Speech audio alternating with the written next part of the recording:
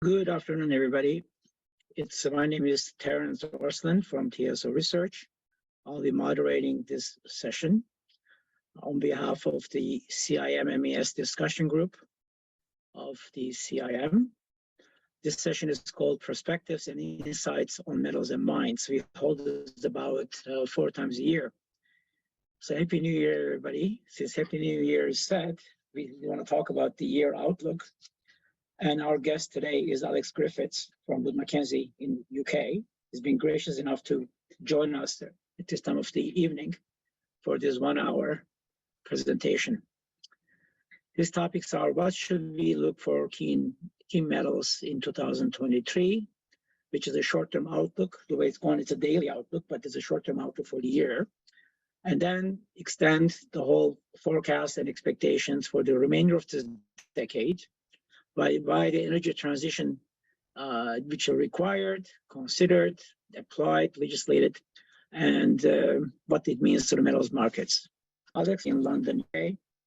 He's been in the industry since 2007.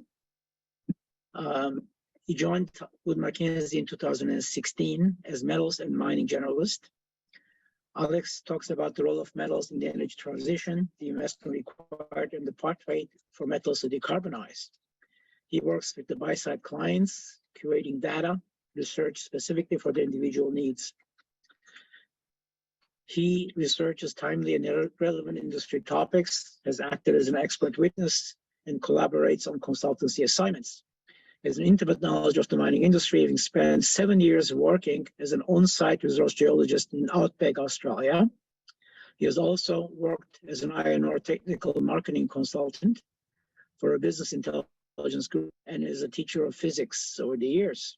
Alex holds an MBA from Australian Institute of Business, Bachelor of Science from the University of Liverpool, a postgraduate certificate of geostatistics from Edith Cowan University, and a physics degree from University of Leeds. I think while we talk about the outlook 2023, day-to-day things change, but here's the perspective. How's this market going to look like for the remainder of this year and extend to 2030? There's no question that we need more metals. There's no question that we need more supply. The depletion issue, the permitting issue, the taxation issues, lack of projects, financing, all creates a bundle of uncertainty going forward. The good news is that we need more metals. Alex will talk about base metals, also the bulk metals, and gives his view about the climate change and the legislation, the way the industry will function. Please submit your questions at the end of the presentation. We'll try to answer it, and as much as the time permits. And as well, we thank you, our sponsor, I Am Gold, for holding the sessions on behalf of us and sponsoring it one more time. And as well, if Alex, you're ready, I turn the table to you to present your outlook for 2023 and also the zero carbon emissions, the impact on the industry. Thank you. Brilliant. Thanks very much, Terry. Yeah, the energy transition starts and ends with metals. I think the best example of this is road transportation. If we want to, Alex, sorry, can you share your slides? Yeah, sorry. Yeah, I think if we want to electrify road transportation, then we need electric vehicles. If we want electric vehicles, we need batteries. If we want batteries, we need copper, cobalt, lithium, nickel, aluminium, rare earths. And if we want those things, then we can recycle and get a bit of it, but we need new metals mines. And I think that the energy transition is a given. I think that's the direction of travel. We are trying to electrify. We are trying to use more renewable energy. There's not any people that I speak to that say no, we're going to stick with oil and gas and things are going to stay the same. So the energy transition is a given. But what's missing, and I think this goes from policymakers all the way through to the public, is a lack of understanding of the challenges required to get those metals to market. a lack of understanding about how long it takes to get metals to market, about the environmental trade-offs and societal and governance trade-offs that we're going to need to make to shift from oil and gas to mines. And are we prepared to invest to the levels required to bring these metals to market as well? Because ultimately, if we want to generate, transmit, store, or use renewable electricity, you can't do it without an unbelievably large amount of metals. So we're very bullish on metals at Wood Mackenzie. This is just a slide about Wood Mackenzie. Who are we? Hopefully a lot of people know already, but if you don't, please Google it later. But big company, been around a while. Started off looking at oil and gas, but look at lots of different commodities now. 1,700 employees across 30 locations across the country, so big company. And we look at all these different areas. So we look at chemicals markets, we look at LNG and gas, oils and refining, power and renewables, very granular level industry value chain depth analysis on wind and solar, energy storage, EVs, CCUS, hydrogen and chemicals. And we look at holistically across the whole commodity space. And we still come out with this view that that the energy transition is a metal story. So this is really like justification for why I feel able to bring this story to you, bring this metals story to you. And I'm kind of a spokesman for all of the analysts that are doing this work. In terms of metals specifically, these are the metals that we cover. This is our metals product suite. We have a bunch of analysts that look at metals markets, so supply, demand, and price forecasting. And we have a bunch of analysts that look at specific assets and cost out those assets. We also have an excellent emissions benchmarking tool where you can benchmark emissions of specific assets against each other, as well as a corporate service and a consulting service as well.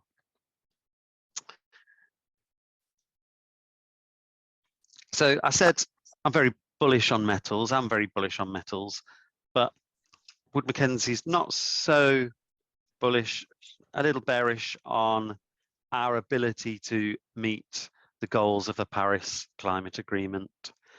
So I'm looking out to 2030 here. I don't think that's very far away. That's 7 years away.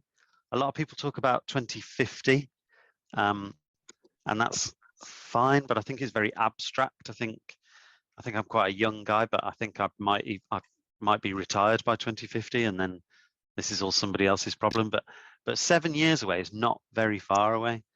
So it's really, tangible. And our base case is that we're currently on track for a 2.5-degree warming scenario. But even with that, these charts are for our base case, which aligns with a 2.5-degree warming scenario. So what we've got is two charts on the left that show growth for the metals in absolute terms, the bulks with aluminium on the very left, and then in the center there, the base metals and the battery raw materials and the rare earths. And then on the right hand side, you've got growth rates in relative terms.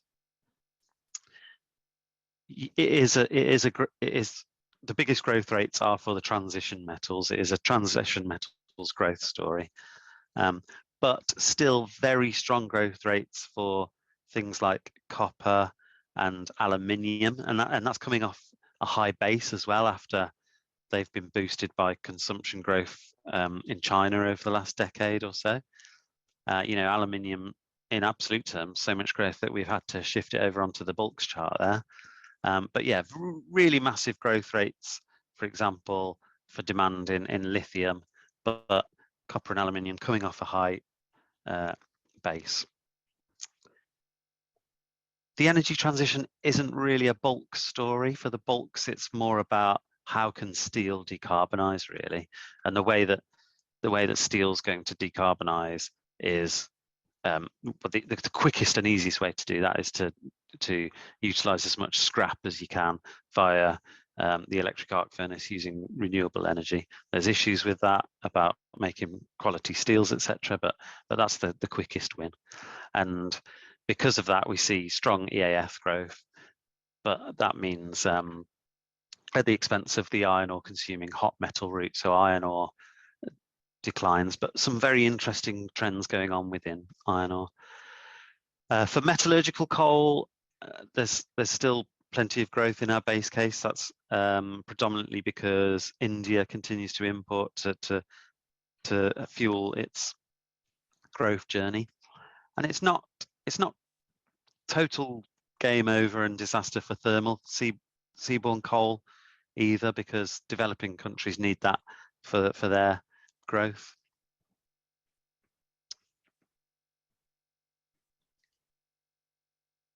Bit of a focus in on steel and why we think that the EAF preference, the electric arc furnace preference, will rise. It's the easiest one to get your emissions down, an EAF producing about 1/2 a ton of CO2 versus a blast furnace about 2 tons of CO2 for every ton of steel produced. So we think that the share of EAF is going to grow. So the left-hand chart here, you can see the difference between 2021 and 2032, 10 years time, is you've got EAF expanding. And where's that going to happen? Well, there's scope for EAF growth in China. So the inside ring here is the current proportion of EAF of steelmaking, and the outside ring is the 2032 proportion. So scope for growth in China.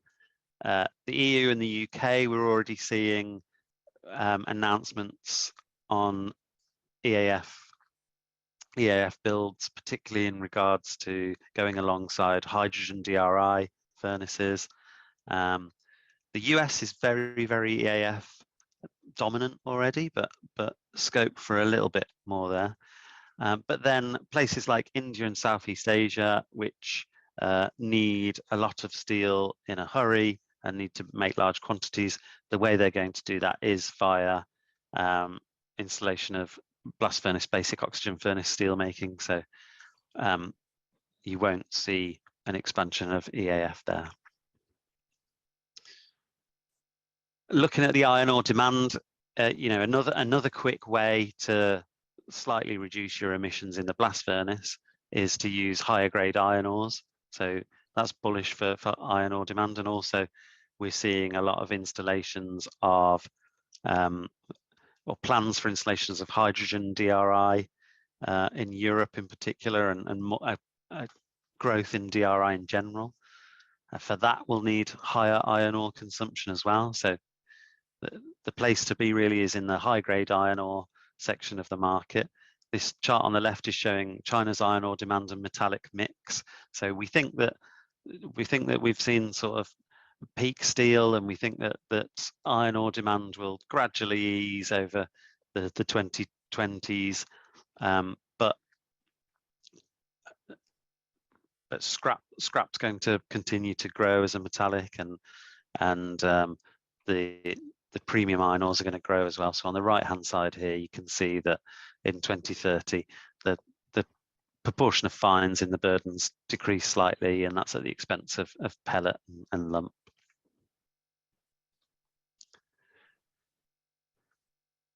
And these are some of the main things affecting the iron ore market out for the next decade or so. So yeah, it's all about China really. China, we think that iron ore total demand is going to contract really from now. So that's bearish for the iron ore market. Cost inflation, kind of true for the other metals as well. That'll have to be passed on.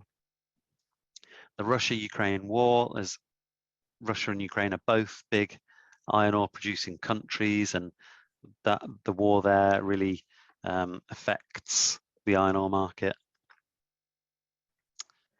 The focus on shifting to EAF and scrap-based EAF pulls tonnages away from the iron ore market. but also if it's DRI that's used as a metallic, that's positive for high-grade iron ore. We think we'll start to see a green premium on iron ore. CIM and do is a big risk. It's not in our base case at the moment. There's no real fundamental case for CIM and do to come online, an extra 160 million tonnes a year, but it could happen. China's got a new centralized pricing entity where they hope to act as one to make iron ore purchases. In theory, that's bearish for iron ore prices. We're unconvinced as to how well that's going to work. And China's domestic iron ore mining as well. We think that domestic supply is going to fall.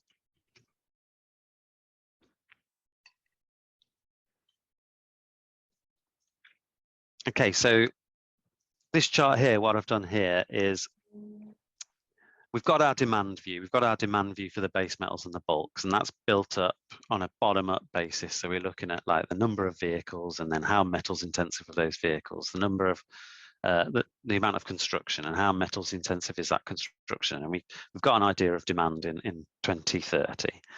And then we've got analysts that are going out and looking at specific assets and saying, okay, these assets are going to be producing this much of this metal in 2030. And then this chart has put those two together and said, okay, how much demand is there going to be? How much supply is there going to be? What's the gap? So what we're saying on this chart is, for copper, for instance, here is in 2030, in our base case, which is aligned with a 2.5 degree scenario, we don't know where 20% of the copper is going to come from to meet our demand view. And this takes into account depletion of mines and changes of grade and things like that as well. But that's not, and we think ultimately we need about $200 billion of investment to bring that metal to mine online to fill that supply gap. It might seem a little bit alarming, but it's not impossible. These aren't crazy supply gaps for that time zone. They should be filled. This is why this is our base case. We think this supply gap will be filled. We think that the investment will come for this, but this is a 2.5 degree warming scenario. I just want to stress that. And this is by 2030. So we've got to have these metals come online in 7 years' time, and we don't know. We have no visibility of where the supply is going to come from for that yet. So that is a challenge because it takes 7 to 10 years to bring a metals mine online. So what this chart's showing us here is the average project lead times. So we've gone and looked at a bunch of historic projects by metal and said, okay, how many years did you take in the feasibility stage? How many years did you take in the construction stage? How many years did you take in the ramp up stage? And taken an average and plotted it on this chart. So anywhere between 6 to 10 years to bring a metals mine online, and we're saying there's a supply gap in 7 years' time. So we really need some of these projects to start getting announced, yesterday, really. So there's supply challenges in our base case. One sort of question we get asked a lot is would Mackenzie conservative? What happens if we decarbonize faster? A lot of people want to decarbonize faster, and they think, oh yeah, we will decarbonize faster. A lot of people say, everyone will be driving an electric vehicle in 2030. Well, that's going to be very difficult to do because there won't be the metals for it. But if everyone is driving an electric vehicle, what do the metals markets need to do? Okay, so what we've done is we've done a scenario where we've said, okay, if we do decarbonize faster, if we decarbonize at a 1.5 degree warming rate, which is broadly in line with a net zero scenario, so the most ambitious goals of the Paris Climate Change Agreement, if that happens, what do the metals markets need to do?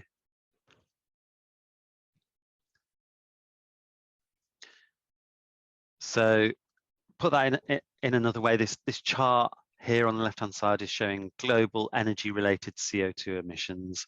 So our base case for global energy-related CO2 emissions, which we've done from like the bottom-up analysis for all commodities, comes out on this blue line here. So that's roughly consistent with a 2.5 degree warming scenario. And then what we said is, okay, if we wanted a net zero scenario, what would CO2 emissions have to look like? And that's the white line here. And then we went back to all of our segments across the whole of Wood Mackenzie and said, okay, you now only have this many emissions. How are you going to do it? And then we said, okay, well, we're going to need a lot more renewable energy, a lot more electric vehicles. Where's the metals demand going to come from for that? So that's the scenario. So this is the 1.5 degree scenario. And the globe here, by the way, this is an interesting one. So the globe here sort of aligns with the pledges that we heard from COP26, and there was a lot of sort of pledges and kind of wish list talk at COP26. Things like, we want to decarbonize, we want to eliminate, we want to invest in a green whatever, but there wasn't much enacted in policy. And unless it's enacted in policy, we at Wood Mackenzie, we can't really do anything with that. We can't start building it into our base case. But even if those pledges were enacted in policy, that's where that line would end up, around where the globe is. So I just want you to sort of like note the gap between current pledges and actually where we need to be to get net zero. There's still a big gap.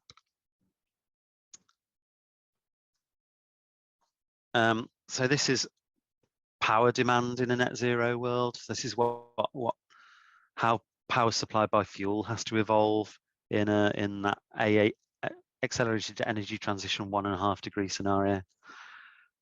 So the light blue line is the base case, 2.5 degree, and the dark blue line is the 1.5 degree scenario. And you can see some interesting things here, like, you know, coal, power supply from coal has to drop in the net zero scenario. You know, that has to happen. Nuclear, this is interesting. Base case, you know, nuclear is not really a particularly popular option. Sort of a lot of not in my backyard kind of feelings towards nuclear power. But if we're going to decarbonize faster, we will need more nuclear power to do it. Over on the right hand side, hydrogen, it's not really something that is a huge game changer in our forecast out to 2050, really. But in a net zero world, we're going to need significant amounts of hydrogen. And then the really obvious ones in the middle there, wind and solar, you know, any scenario really, they've got big growth rates. Both scenarios, they've got big growth rates, but yeah, more than doubling by 2030. Huge growth in wind and solar. And that's interesting because renewables are more metals intensive. So I think the example is thermal power, something like 2.5 tons of copper per megawatt of installed capacity in a thermal power station. Wind and solar, it can be 10 tons of copper per megawatt of capacity. So much more metals intensive. But having said that, it's not really, renewables isn't the biggest demand driver for metals. This is a chart out to 2050, or 3 charts out to 2050, and I said I wanted to focus in on 2030. But the point of these charts is it's a waterfall chart showing you where the growth rate, where the big growth rate is in a net zero world, for copper on the left, aluminium in the middle, and nickel on the right.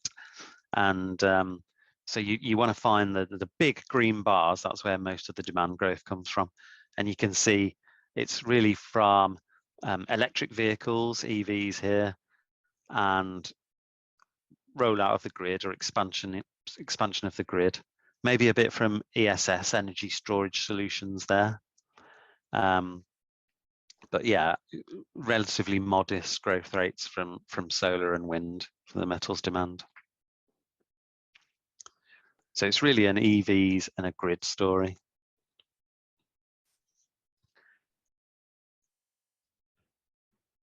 Yeah, and these charts are talking about EVs, so focusing in on EVs. At the moment, about 15% of us should own an EV. I always like to, when I'm in a room full of people, I always like to ask for a show of hands of who owns an EV. I'm not sure it would work virtually, but last time I did it, I think we did come out with about 15% in the room that owned an EV, so that was about right. The left-hand chart shows in the base case, the 2.5 degree scenario, well, the 2.5 degree, what we think will happen in yellow there. We think that about 50% of us will have an EV in 2040.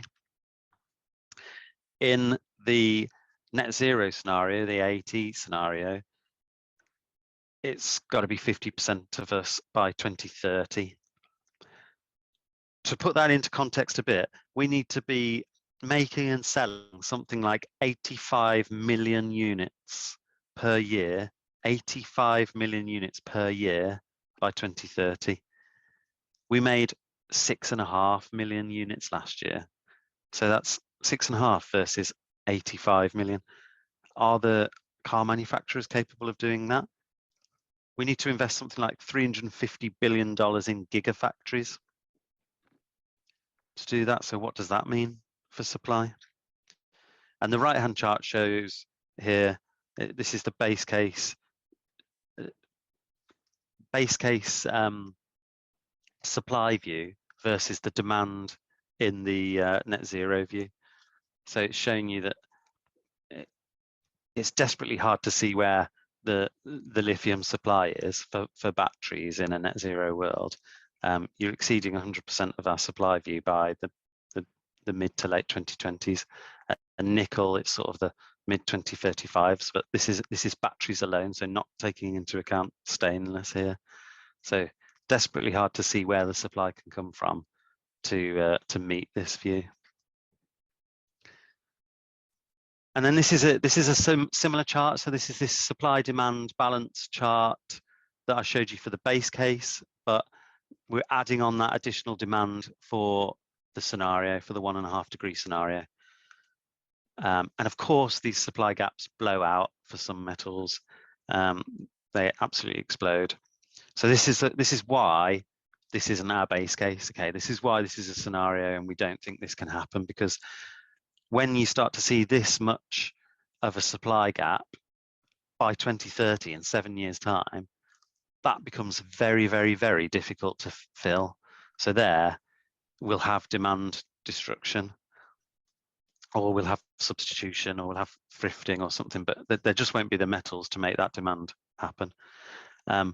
It's positive. I mean, here we think we need something like $390 billion of investment by 2030.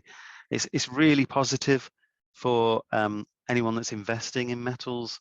You know, now potentially very high returns on offer. So it's not a sort of negative story here. It's very, very bullish. And the investment is coming as well. You know, every time we update this chart, these supply gaps kind of get smaller. So the message is getting through to people that we need to invest in these metals. It is starting to happen.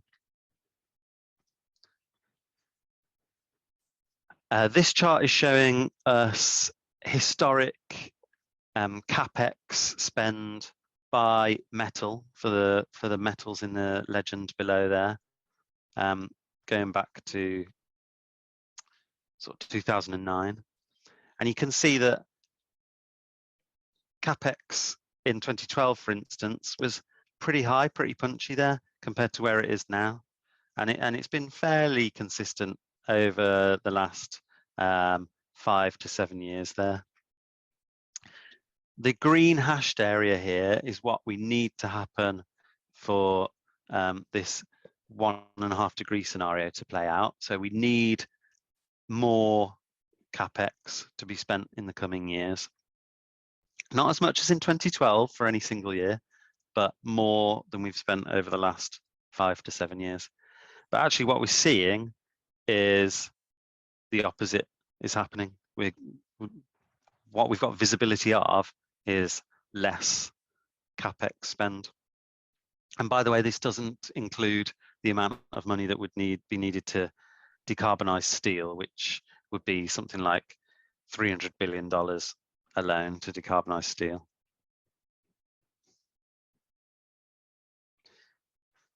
So are we getting that Capex spend? Well, this chart is showing you Capex guidance from the major diversified miners by year. So it's showing you back in 2017, how much did the majors think that they were going to spend, and how did that guidance change? And kind of what it shows you is that guidance is creeping up a bit, modestly creeping up. So they're starting to spend a bit more, but still keeping the purse strings tight, still being very disciplined, right? And definitely not planning to spend the amounts that they were spending in 2012, where they felt a bit burned and felt they maybe didn't get the return that they would have liked back then. And the majors do face challenges of themselves. You know, shareholders are demanding immediate returns, and don't really want to wait 7 years to 2030 to see a big return on their investment. They want a return now. That's one of the major problems. Also, I think that in any scenario, there's going to be huge scope for big metals price rises. So that's very bullish for all of these miners. How much motivation is there to bring more supply to market? Either way, you stand to be in a very good position. Which way is the lowest risk way? So it's a tricky one.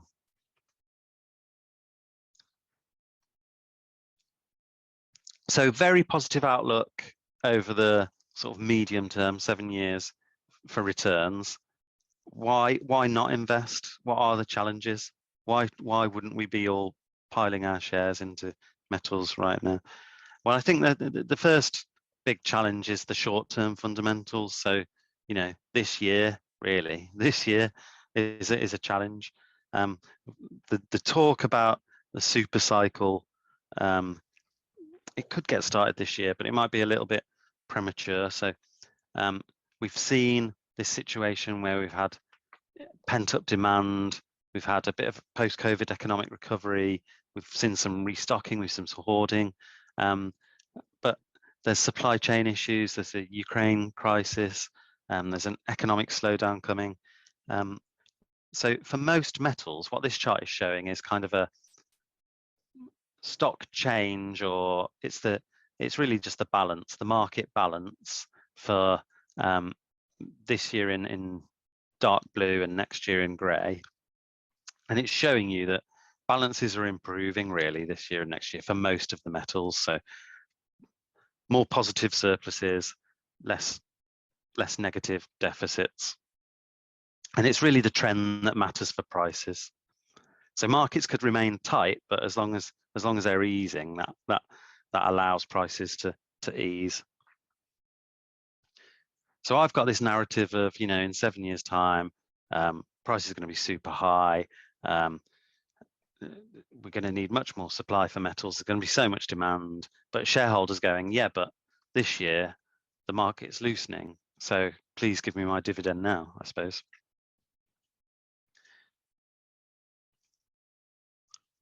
The next couple of charts are just kind of showing exceptions to this rule. Not every metals market balance is tightening. So I just wanted to show a couple of exceptions. One is here the battery grade natural flake graphite market, which is really in deficit, probably next year, very, very tight market. And then with regards to lithium, the grey line here is the battery grade lithium hydroxide, which is also tightening this year, so tight market there. And cobalt feedstock is kind of okay, but the refined market is actually very tight. So you've got a very tight market for cobalt feedstock, and nickel sulfate market is very tight, and the nickel market also getting a little bit tighter. So these are kind of all like battery related things, which is probably no surprise to anyone. This is another challenge that investors face. So this is a map of the political world, and it's coloured in by, we've got a sister company called Ferrous Maplecroft that do various risk indices, and it's coloured in by their ESG risk indicator. And basically the red color means high ESG risk, and the lighter it gets to green, that's low ESG risk. And you can see examples of various things that go into their indicator written on the slide there. So when we think about where are the metals mines that we need to supply this energy transition, well, if you think about cobalt from the DRC, lithium and copper from Bolivia or Peru, nickel from Indonesia, these are all places that score higher on the ESG risk score for various different reasons. So we're switching the geopolitics of oil and gas for the ESG risk that comes with opening and operating metals mines in these jurisdictions. Yeah, quickly just wanted to talk about Russia as well, and the problem with Russia not being available to international metals markets. Different subsectors it impacts higher than others. They're a big exporter of iron ore pellets, for instance, a really big exporter of semi-finished steels, probably the lowest cost semi-finished steel producer in the world. So really we're well positioned to be supplying any semis to the world, and meeting any market balances that were there. But if that can't happen, then well, the world's got to source it from elsewhere. Palladium, you can see there's a real big problem. We've got to find another source for that. And this chart just showing lead times throughout the whole supply chain. So we saw the lead times for metals mines in an earlier slide. So this chart has been kind of prepared in the same way. We've looked at how long did EV manufacturers take in the feasibility, the construction and ramp up stage. How long did battery makers take, cathode, and raw materials. The raw materials have the longest lead times, so we need to start getting active now. But the other point that I want to make is, it seems to me like the EV manufacturing plant is made, and then they say, oh, we'd like some batteries, and then they go and look for a battery manufacturer, and then the battery manufacturer starts making the battery plant, and then that takes them 5 to 7 years, and then they say, oh, we need some cathode, and then that process starts, and then they say, oh, we need some metals. So these kind of lead times stack on top of each other. They don't go at the same time, which we need them to do to bring these metals online now.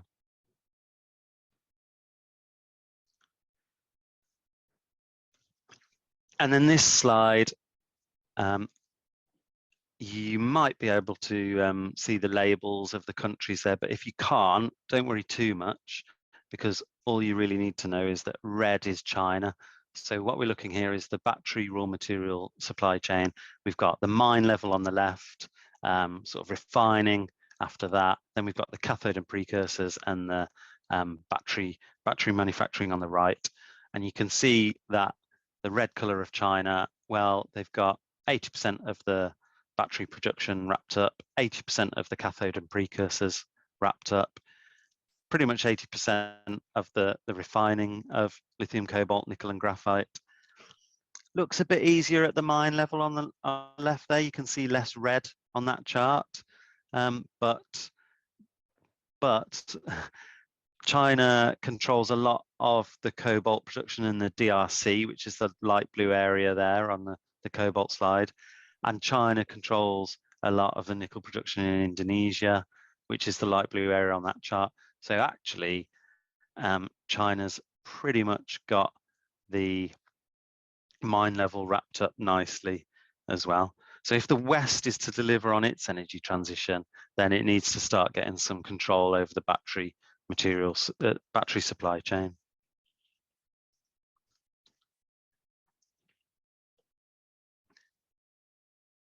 So really positive story for investors. There's challenges, there's the lead times, there's the ESGs, China's dominance. The energy transition is going to happen, but the problem is we've got the short term as well to look out for. Investors are being put off by the short term outlook. So that's what's going on there. Let's have a look. So what I want to talk about is what are the 5 big themes to focus on in metals and mining generally this year? What's going to shape metals markets this year? I think it's premature to assume a return to normality in 2023. I think the energy prices will persist even if the war in Ukraine ends, and that will mean that input prices for commodity production and finished goods will stay high. What's different this year is we're firmly on the downward limb of the economic cycle as governments and investors respond to inflation whilst consumers run for cover. The other major difference to last year is China's emergence from COVID. That's perhaps just what the world needs to prop up global growth and ensure 2023 is the bottom of the cycle. The economy, slowing growth, but a recovery around the corner. I think inflation reduction is a key priority. Growth will suffer as interest rates continue to rise in early 2023. The US and European economies will stall this year, with Europe suffering a recession, but look for a change later in 2023, particularly if recent inflation falls are sustained. The end of COVID restrictions in China have been greeted pretty positively so far, and that will exacerbate a 2-speed global economy. Accelerating growth in China should offset problems elsewhere, and that means that 2023 can be the low point for global growth. But we're forecasting a 2.1% GDP growth rate this year, followed by 3% in 2024. There are hurdles to overcome. A surge in COVID cases, resulting self-isolation, that'll limit demand through Q1 and Q2, and it'll take time to rebuild trust in the property sector, which is really critical for commodity demand. So it's likely that 2023 takes time to build momentum, but perhaps a challenging first half should give way to expansion later in the year. Supply disruptions to get worse before it gets better. So, I've talked about on paper, 2023 looks like a year of burgeoning supply, helping to alleviate the low stock levels and widely perceived commodity shortages of 2022. The influence of supply chain disruption is waning. Project pipelines look healthy, and the end of La Nina might provide an opportunity for export volumes to recover. And we've discussed how for most markets we're forecasting improved balances and lower average prices in 2023, with deficits reducing and surpluses expanding depending on the metal. But the risk of disruption and delay remain very high. Political instability is worsening in Latin America, most notably Peru, which will cause both immediate and potentially long-lasting disruption to supply. Governments there and around the world are seeking to redraw relationships with the mining sector, both new fiscal and regulatory policies. And most changes are likely to expand mine development and mine development times. And understandably, investors are wary, and the worsening economic environment will make it difficult for miners to allocate capital for new supply. And there is a risk that modest surpluses become deficits this year, and that longer term transition-related targets fall further behind. And then that labouring supply might result in an early start to the energy transition metals super cycle. Yeah, the energy transition will drive demand growth and technology change in 2023. So it perhaps goes without saying these days that decarbonisation will increasingly impact commodity markets this year, whether it be energy transition related metals demand, low carbon technology investments, or increasing environmental scrutiny on mine development. The fingerprints of the Paris Agreement will be everywhere. Copper demand growth this year will get a fillip from new semis fabricators focusing on copper foil for the battery sector, driven by a 35% increase in global EV and plug-in EV sales. And EV penetration growth, while slower than 2022, might allow lithium markets to continue to confound the economic cycle, even while cobalt and graphite and nickel and manganese and aluminium succumb to the broader trends. And yeah, low carbon technology investment potentially spiking this year. Progress is imminent really for green iron making hubs in Australia, Brazil, the Middle East, and further hydrogen penetration into steel as well, including stainless. And the first use of hydrogen in ferronickel production is likely too at Anglo American's Barro Alto. Battery recycling will continue to strengthen, and maybe more investment from the majors into junior battery recycling. Yeah, prices, more turmoil in the offing. Last 2 years really have been characterized by record price volatility. Expect more in 2023. Buyers are hesitant given the potential for stop-start growth in China and the lack of visibility in the European outlook. Encouraging signals might lead to a large short-term swings in physical demand for commodities. Dislocation caused by the war in Ukraine will help premia in the coal and base metals sectors. Volatile prices, especially when record highs are breached, that can often lead to lasting change in commodity markets.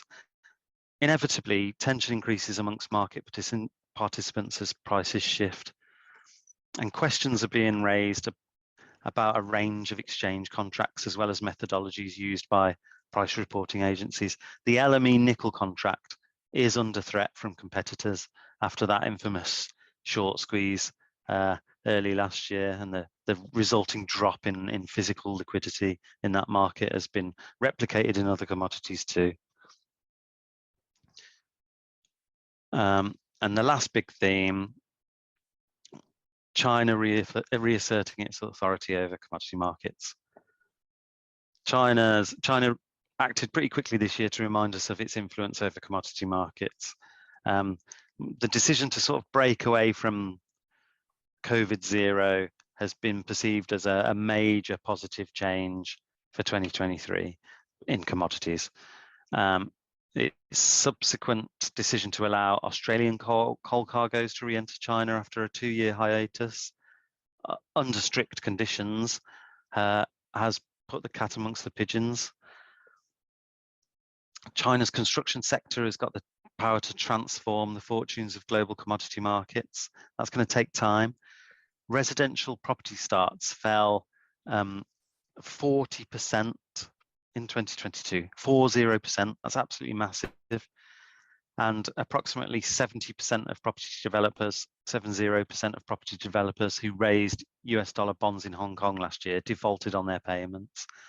Stimulus to date has not been significant to spur a meaningful recovery, but the good news is that the stimulus of the property sector is scaling up, including direct support for property developers.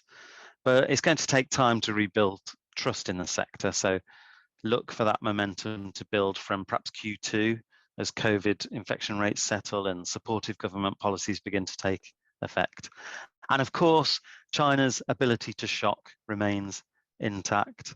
We think economic stabilization will take priority this year, but environmental regulations such as the revised quality limits on zinc concentrate or potential end-of-year steel mill and smelter closures, they'll continue to surprise markets and drive change.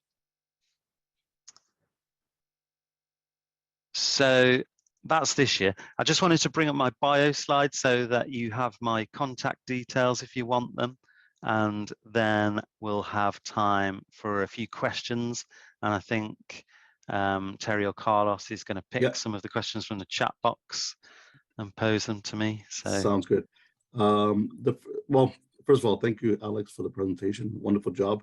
Can you go to slide 9?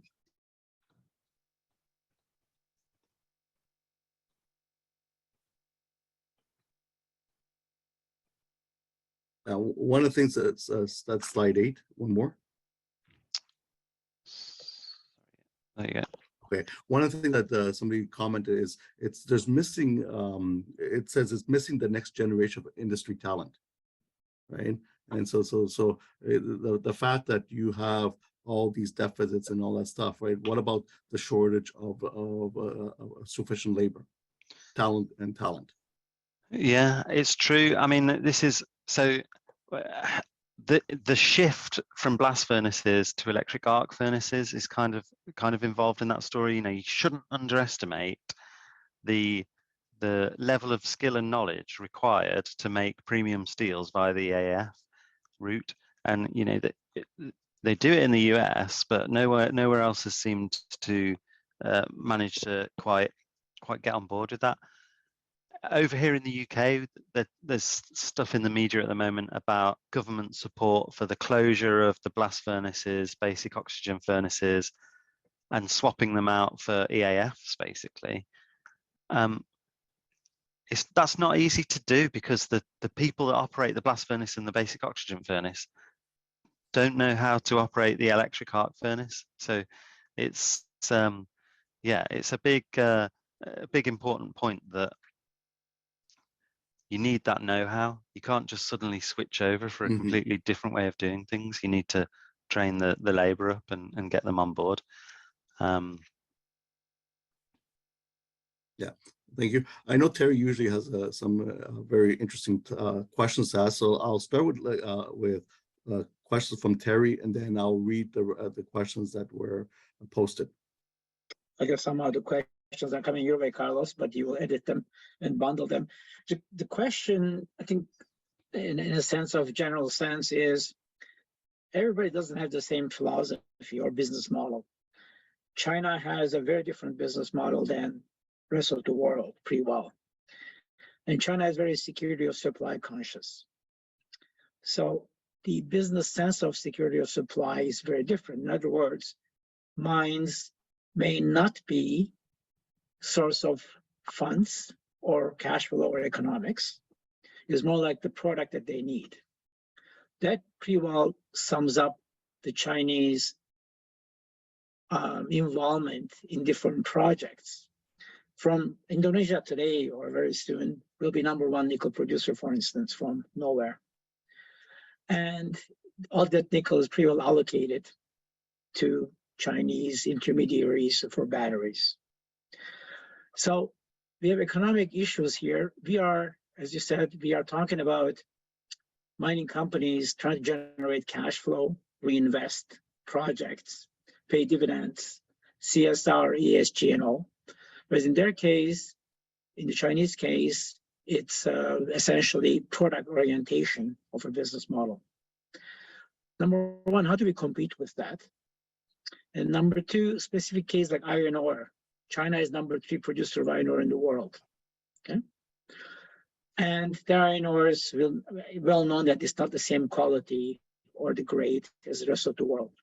So we have a market segmentation issue in the business of copper, iron ore, aluminum, and so on, whereby certain qualities will go somewhere else and certain qualities go somewhere else. In other words, the price of copper may not be the same everywhere, or aluminum or steel. How will this turn into this lack of supply that we have to satisfy the demand that we have globally, whereby you have some geopolitical components to it? At any cost, they will take it or continue to produce it. Thanks. Yeah. How do we compete with China? Well, I think that we need to spend the money. We need to invest in getting security over that supply chain.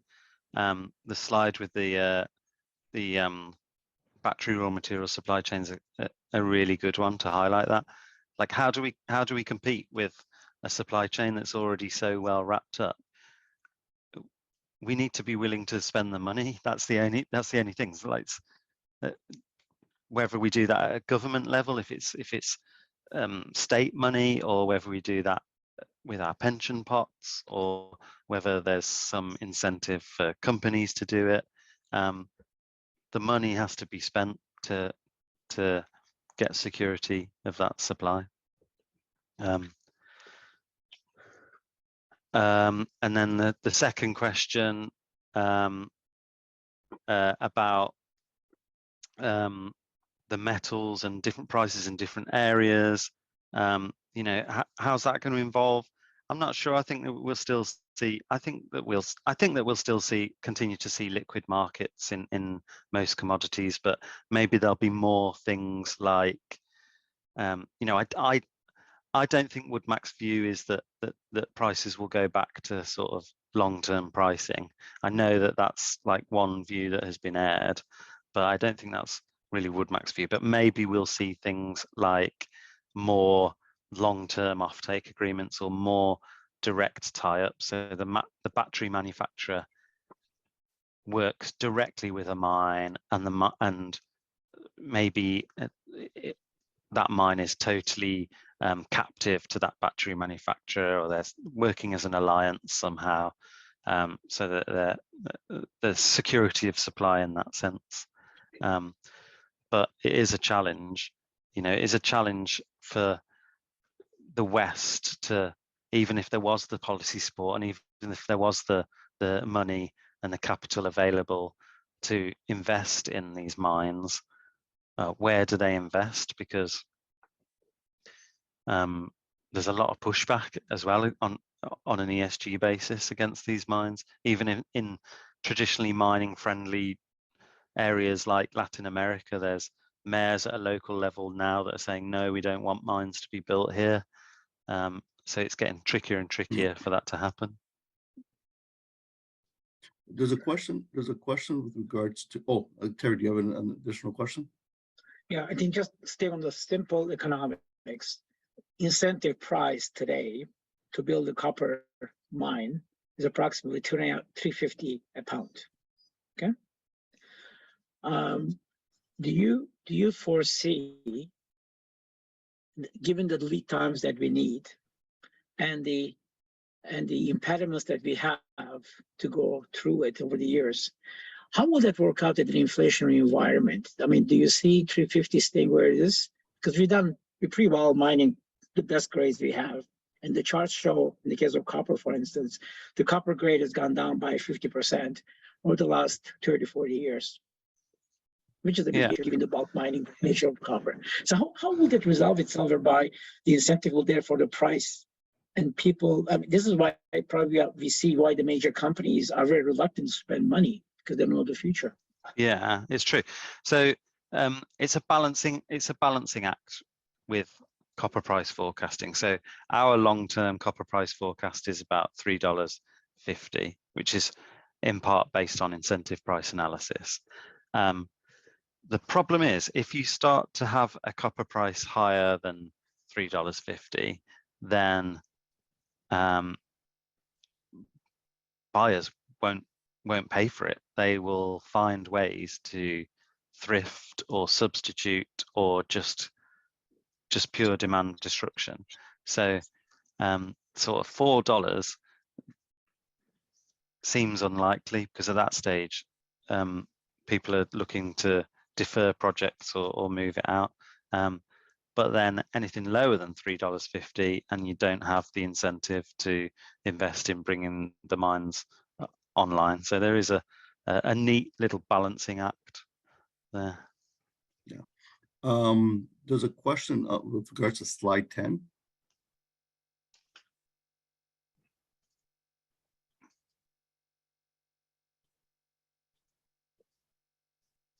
Okay, and the question is, why is there such a robust supply deficit for zinc, i.e. lack of investment? Yeah, well, I mean, zinc is polymetallic, so it's hanging around with other mines as well. So hanging around with other metals as well and linked to other mines largely. So it's kind of reliant on other metals mines getting the go ahead and being a byproduct of that. Like I said, it does look big. It does look like a big supply gap, but it's not unusual. It's not unusual to think that sort of level of supply can be brought online and filled in that kind of time horizon. It's a challenge, but it's not impossible, and that's why it's our base case. Slide 14. It says here, what is the underlying world GDP growth assumption for these cases? I don't know that off the top of my head, but I could definitely follow that up. Yeah, it's our base case GDP assumption. So we have an in-house macroeconomic team that is forecasting a number of things. One of them is GDP, and everyone across the business uses that same factor. Okay. With regards to, remember when you were discussing nuclear plants, okay? The question is, what with the timeframes required for constructing a nuclear plant, how can nuclear play a meaningful role? Well, in our base case, it doesn't. So that's what we think is going to happen, and there isn't huge growth in nuclear in our base case. In a net zero scenario, which we don't think will happen, there must be more nuclear power. So they would have to find a way in that net zero case to bring nuclear power online quickly. I'm scrolling down the questions and I'm getting excellent presentation, So excellent presentation, Alex. The next question is, how do you reconcile the quote unquote wish list and the NIMBY, which is not in my backyard syndrome?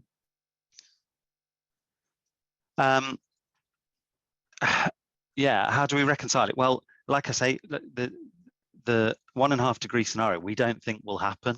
So how we reconciled it is we basically said, okay, what do the carbon emissions need to be to get to net zero? And then we reallocated out those carbon emissions around the business for anyone that's an emitter. And then for metals, we said, okay, well, we're going to need you to there's going to be more electric vehicles, and there's going to be more batteries, and there's going to be more wind and solar. So what's the demand going to be for that? So we kind of built it up kind of backwards to do that scenario. Okay. There's one question is, would you please share a copy of these slides, right? And that's something we can discuss later, but at the end of this Q&A, what I'll do is I'll show everybody where they can access at least the video for a limited time, and possibly the slides for a limited time. So that will come in the next few minutes, so bear with us for that one. And the next question is, what can the Western economists do to reverse China's dominance of supply chain regarding battery metals in the long run? Yeah, I think I've kind of like answered that. I mean, we need to spend some money, right? We need That's to. Exactly it, yeah. I don't know where from, but that's the answer. Okay. And another question that we actually never really touched upon, but it's actually a curious question is, do you see ocean mining ever becoming a reality? Deep sea mining. It's not something that we've given a great deal of thought to at Wood Mackenzie. We have given it some thought, but not a great deal of thought. There are issues and there are problems with it. Mainly we look to a 2050 time horizon, perhaps, significant ocean mining's kind of like a beyond 2050 thing. You could probably say the same for space mining and things like that as well. Like maybe it'll happen, but maybe it's a beyond 2050 story, and we kind of focus on the 2050 view. Okay, great. Okay, the next question is a two-parter. If there were going to be any surprises on the supply side, what would they be? That's part one. Any surprises on so positive supply? I think that the person is asking for positive supply side.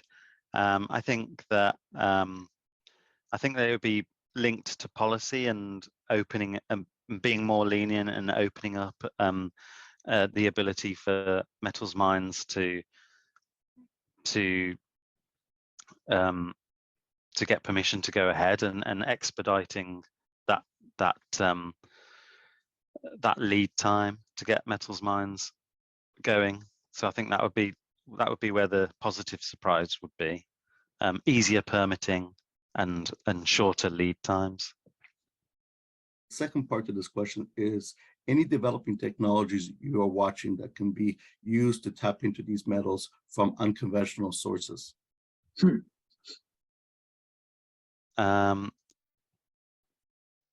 Yeah, I mean there are some things like I'm thinking about the steel and the iron ore story at the moment. So if you want to decarbonize steel, you've got to kind of go the EAF route. But if you convert all steel making to EAF, you know, we've already talked about the labor problems of doing that, but also there's not enough scrap in the world, so you're going to need some DRI as a metallic, a lot of DRI as a metallic actually.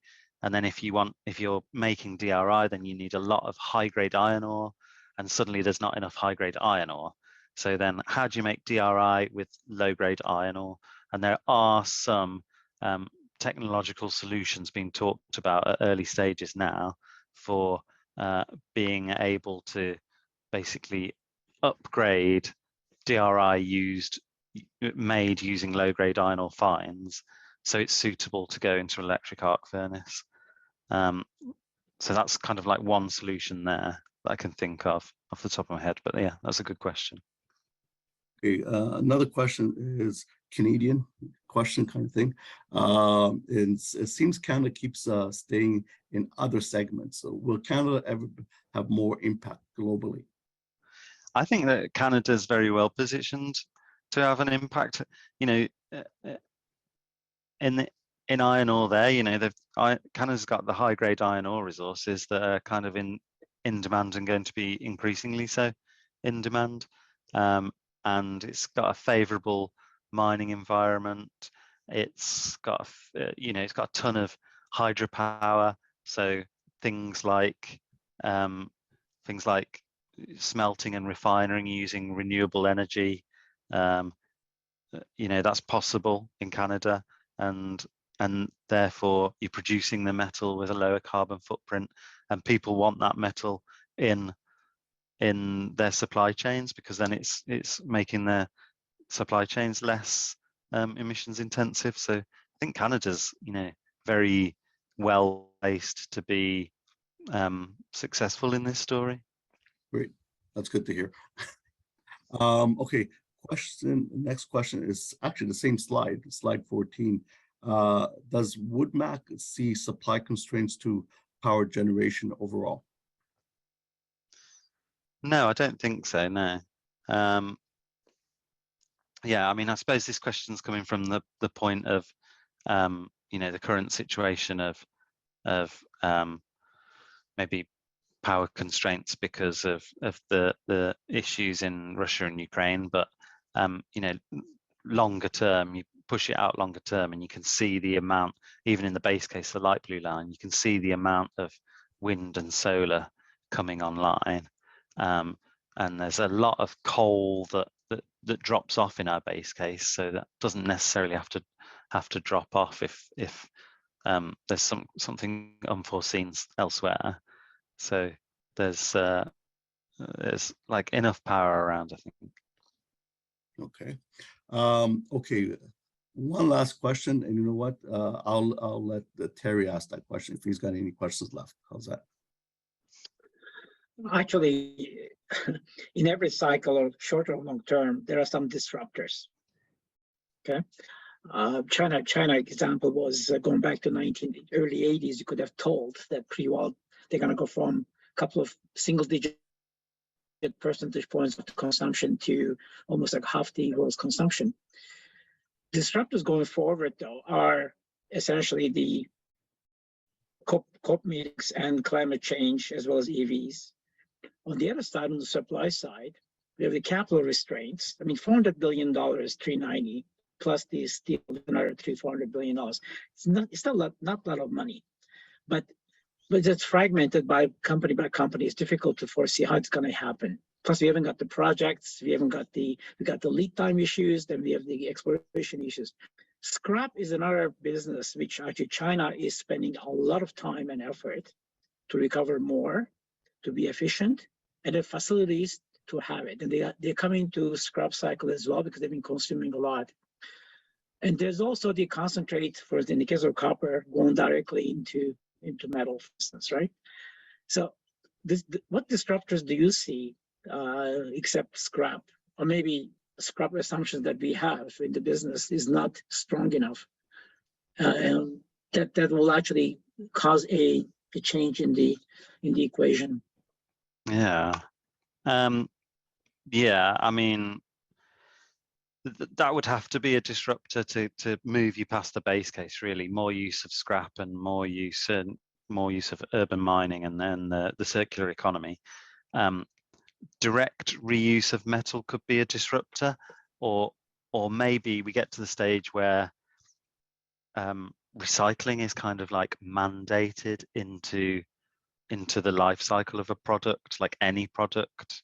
You know, a car is mandated that you have to be able to strip out all of the metals from that car at the end of its life, all the battery components. Or how big do you scale that up? Do you say, okay, a building at the end of its life, you have to be able to take the metals out of that building and directly reuse them. So all the support beams have to be able to directly be reused as a support beam in another building. And you know that, and then that's less emissions intensive, perhaps, and direct reuse of scrap. So that could be a disruptor for primary metal demand if you sort of start mandating recycling limits on things. Okay, Carlos, I think we should. Yeah. And so what I want to do is give Alex the opportunity to offer some final thoughts, and then I'm going to show everybody where they would be able to access the video after this presentation in the next few days. Any final thoughts, Alex? Yeah, I think that it's just a really, really bullish outlook for metals. Like if you invest now, then the returns in 7 years' time are clear, really. You know, our base case is a 2.5 degree warming scenario. I struggle to see how the net zero scenario can happen, but maybe it'll be somewhere between that. It's incredibly bullish for metals. You know, like you're saying, we need more geologists, we need more engineers. And yeah, the energy transition really does start and end with metals. Thank you very much. Okay, so thank you, Alex. But before we go, because I want to give Terry the opportunity to conclude this presentation, I want to show everybody where they will be able to access, bear with me for a second, they will be able to access everything. So if we go to our MES website, and some of you have had the opportunity to review it, if you go under National, right here on the top, click here, okay, you will be able to access it. If you go under here, highlights from past CIM MES events, you have access to past events. So in some cases, you have access to videos of past events. In some cases, you have access to slides, okay? In some cases, you have access to none for various reasons, right? So, but if you want to see what we've done in the past, if you want to review some of the past videos that we hosted, presenters, by all means, we encourage you to review this website. There's lots of information that you can access, through this website. If you're curious and you want to ask us questions, by all means, ask us questions by stay up to date at CIM or stay up to date, connected, and subscribe to our mailing list. When you subscribe to our mailing list, we do not share that information with anybody. So you get notifications of upcoming events, you get notifications of publications, and the list goes on, right? We use that your email address to give you some updates as to what's going on within MES and in some cases within CIM. So I encourage you to register for MES upcoming events, and you'll be notified of future events. Or if you've got ideas as it pertains to potential events, and you have ideas of also who could be a speaker, by all means contact us, and we'd love to hear from you. Right? MES is not us. MES is all of us, meaning that if you've got ideas when it comes to events and also speakers, and if you've got comments how we can improve what we do within MES, let us know.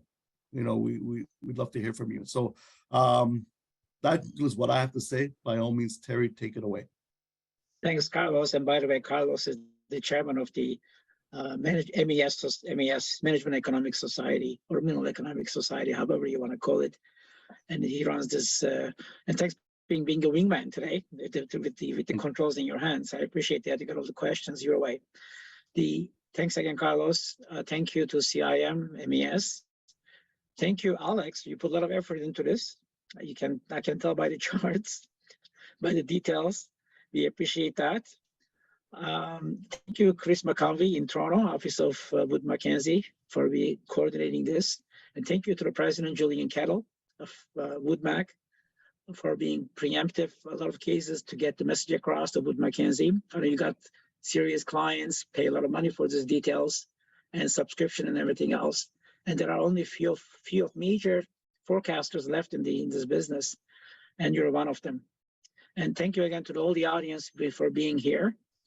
And thank you to the sponsor, I Am Gold. And I will sign off on that with the promise that we'll be back again with other sets of perspectives and insights for the remainder of this year, maybe another 2-3 times during the course of the period. Carlos, I did. Yeah. Now it's your turn. Okay, I just want to give a heads up. Actually, that reminds me of something. Our next speaker is going to be coming from Export Development Canada, right? The chief economist, sometime in late February. So if you haven't signed up for our mailing list, please do. If you are signed up, you will get notification of our upcoming event featuring Export Development Canada. And we've got a good lineup of potential speakers that we're investigating right now. Again, as I said before, if you've got ideas when it comes to events, if you've got an idea when it comes to presenters, let us know, right? We'd love to hear from you. So without, that's all I have to say. So have a great day, and thank you for joining us today. Thank you, Carlos. Thank you. Bye-bye. Thank you, Alex. Thank you. Thank you, Alex. Appreciate it.